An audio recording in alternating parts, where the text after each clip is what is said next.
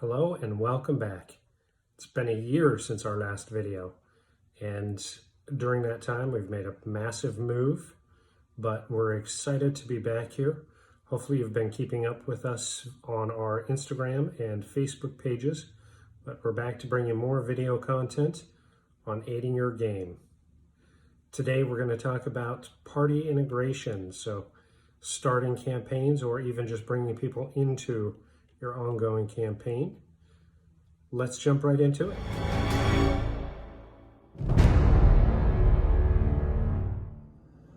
So before we begin, I just want to do a quick shout out to Reaper Minis. If you use miniatures in your gaming or just to paint, decorate, and collect, I just wanted to give them a quick shout out. I attended their Reaper Online this year, and with the coronavirus, everything being shut down, they made massive strides in being able to offer their ReaperCon free to anybody and all online. It was a fantastic experience. If you haven't checked them out before, do going forward. A fantastic company that really stood by the community and offered them their services, their time, their efforts. I thought it was fantastic, so a big shout out to Reaper. All right, so let's dive right into today's subject, which is character integration. So in previous videos, we've talked a lot about forming groups, game aids, starting levels for groups. So this one, we're gonna focus really on character integration. And we're gonna focus at beginning campaigns. And of course, this campaign experience that we'll be talking about is going to be usable in any type of setting. Of course, we focus primarily on Dungeons and Dragons just because they're kind of that mainstay piece that everybody knows. And of course have the largest market share. So we'll focus primarily on those fantasy RPGs, but you'll be able to use this in sci-fi. You'll be able to use this in any type of game style that you play. So let's say you've got your group together, plenty of players, everybody's got characters, you've got that initial idea for your campaign beginning, the adventure that you're going to take your players through. Now, how do you meet? Of course, the old fantasy tropes are meeting in a tavern, which gets so much grief, that maybe even more annoying is, no, start them in prison and they have to escape.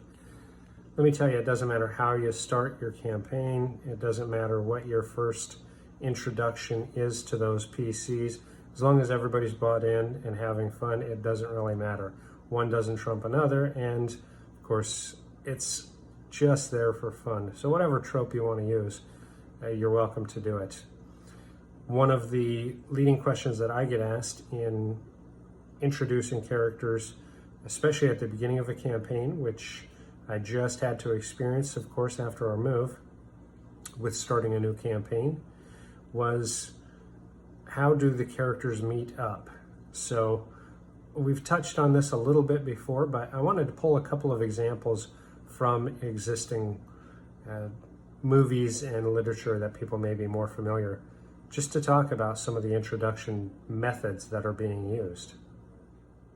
Of course, in the book and movie of The Hobbit by J.R.R. Tolkien, the real party itself is formed when Gandalf brings the dwarves to Bilbo's residence to try to entice him to join the adventure.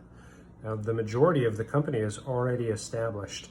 Thorin and Company is the name of the adventuring group, and they've already, counting Gandalf, have 13 basically characters in the group. So they're already established. It's an already established group. And if you have players who, whether they're spouses, friends, siblings, they want to know each other prior to the introduction, this is a great way to do it. Just in their backstories, have them come up with how they met and put them on the road prior to meeting the rest of the group. It's a great way for them to help you dive into the character lore, as well as establish some backstory pieces that they can rely on together and take that burden off your plate. It's a fantastic opportunity. Of course, as that book and movie progresses, they meet up with Bilbo and entice him to join the adventuring group via singing and song. Of course, in the books, there's lots of musical instruments being used, and that's what really moves Bilbo to join the party. So if you're staggering out, you can definitely do this by having them come across a new player or the next player character and join the company. This is just a great way to also use if you have an ongoing campaign with a new person joining. Based on their background, you can then have your party move through their homeland or their area, or even meeting on the road, and form up that way. As long as you give everybody enough details on, how to RP it out, they can take over and really roll with it. And again, it just makes the DM's work so much easier.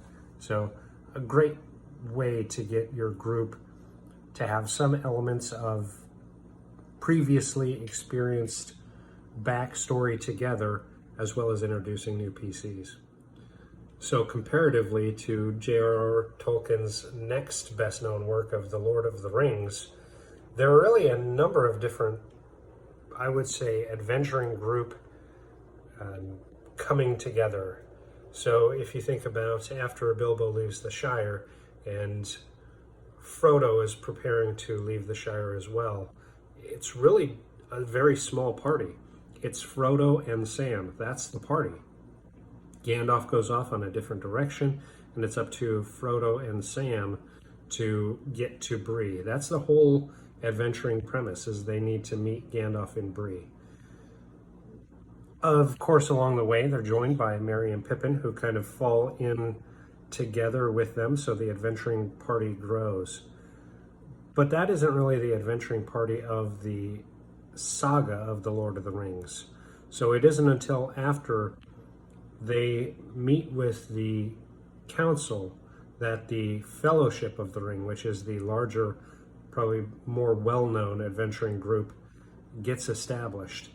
Of course, with that one there, you've got the addition of Gimli and Legolas, and you've got Aragorn and Boromir, and that is another great way to introduce a campaign. Is don't start them out in the tavern, but actually have them called to some type of a council or kingdom meeting. That can be a great call to start a campaign, is having the PCs being called to a town meeting with a town council or a regent, or even if it's a king requesting adventurers, they can be set upon their path and begin their questing adventures at the behest of others. And establishing a group as kind of that call to action or call to arms. So it's a fantastic way to do that. And if you notice, some of the parallels into different genres are absolutely there. If you think of Star Wars: A New Hope, the adventuring party of Luke, Leia, Han, Chewie, that isn't really even established at the beginning. It starts out with Luke kind of paired, due to horrible circumstances, to adventure with Obi-Wan, along with bringing C-3PO and R2-D2. They meet up with that well-known scoundrel and his co-pilot, and en route they end up having to rescue the princess.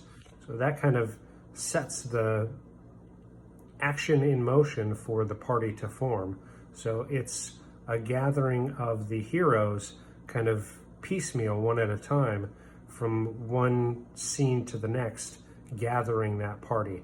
So it isn't until there's a loss and a final push that the party is really facing their climactic battle, when the whole party is there. And of course, if you haven't seen it, I don't want to give any spoilers away. If you haven't, I'm shocked. But I won't give anything away. Of course, there are fantastic theatrical or epic moments of the party kind of coming together to overcome the evil. So there again, it's that piecemeal opportunity of bringing characters in and putting them on the path of that epic adventure. But going back to tropes, there is nothing wrong with having everybody meet up at the tavern. It gets a lot of blast online. Quite a few people say they don't want to do it because it's too overdone. But there again, so is good versus evil. Don't hesitate to pull on old classics. Whatever the path you choose to have your adventuring party meet and start adventuring together as a group, as long as you're having fun and everybody's being invested in the story, it doesn't matter what you do.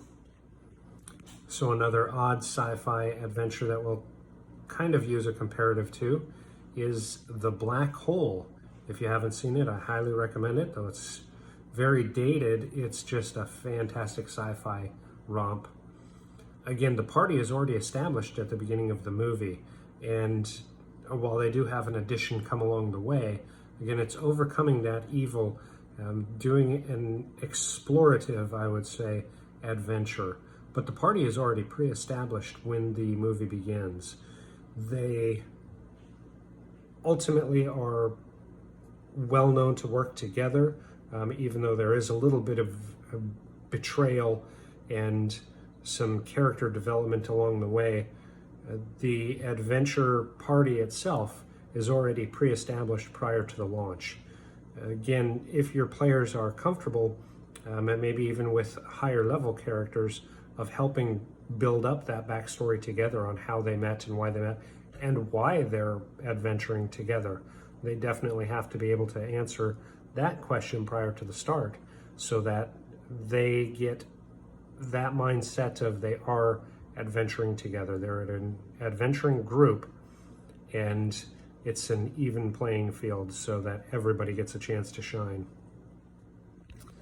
Now, circling back into putting it all in action, of course, with the pandemic that's currently going on, so many game stores are closed. There are fewer and fewer options to play live. If you do have that opportunity, of course, cherish it and treasure it, because not everybody does. With that being said, make sure that you're giving as much support as possible to your local game stores.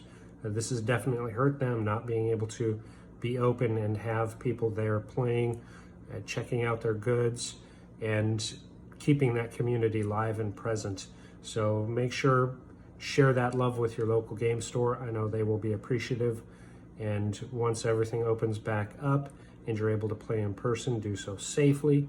And of course, look at how you can support your local community and local game stores. With that being said, of course, all the tools are there for online role-playing. I definitely encourage everybody to utilize any downtime that you can and jump in and dive in and enjoy, because having that escape from what we're going through in the real world is a great opportunity, again, to change things up and have that escapism so that you're more prepared, more sharp, and you get that break from what's going on around us, so where you can face that even stronger with a clearer mind and having that bit of fun behind you. So get those dice going, make a character online, join a local group or an online community that you fit in and have fun with. Make sure you have lots of communication. Of course, that's the key to being able to be in a game that you really enjoy with people that you enjoy playing. That's what it's about, having fun for everybody. If it isn't a right fit, don't hesitate to call it as such and move on to the next group that you think will be a better fit. And watch for more content to come. Now that we've moved into our new location, we're gonna complete our setup and start delivering more consistent video here on YouTube, as well as Facebook and our Instagram. Make sure to like and follow and hit that bell if you like the notifications for when we're uploading new content. And please check out our store. We've got a lot of new products that are being added to the eBay store every day. Watch for a notification for the beginning of 2021 because we're going to have some big opportunities at that time. So thank you for your support. Thank you for your patronage. Thank you for following. And we just hope that we offer a little bit of excitement, enticement, and opportunity for you to really enjoy and start being able to answer where will your adventures take you. Peace.